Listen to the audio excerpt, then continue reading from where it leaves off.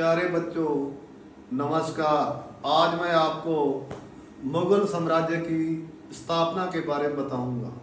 इसके संस्थापक का नाम जहरुद्दीन बाबर था, जो 1526 में पानीपत के प्रथम युद्ध में उसने इब्राहिम लोदी को हराया था।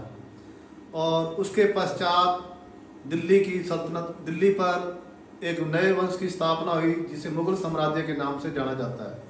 जैसे ही बाबर ने दिल्ली पे आक्रमण किया तो उस समय राजपूताना में महाराणा संग्राम सिंह का शासन था।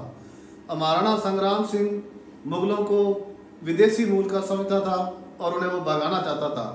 इस प्रकार से उसने अच्छी रियासतों को अपने साथ मिलाया और 1527 ईस्वी में खानवा के मैदान में बाबर और महाराणा सांगा की सेनाएं आमने सामने हुई।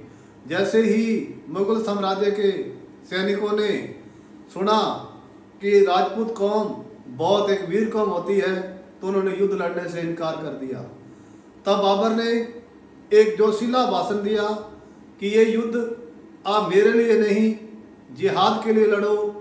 इस बार आप एक बार मुझे विजय बना दो, उसके बाद मैं आपको युद्ध के लिए नहीं कहूँगा। और ऐसा करने पे उसने उस समय ये कसम उठाई कि आज के बाद मैं दारू को हाथ नहीं लगाऊंगा, और उसने दारू के प्यालों को तोड़ दिया था।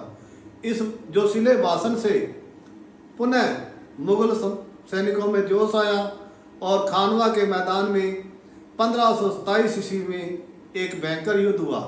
पहले तो राजपूतों ने मुगलों को हताश कर दिया, परंतु मुगलों के पास तोपखाना होने की वजह से इसमें जीत मुगलों की हुई और महाराणा सांगा के शरीर पर 80 घाव थे।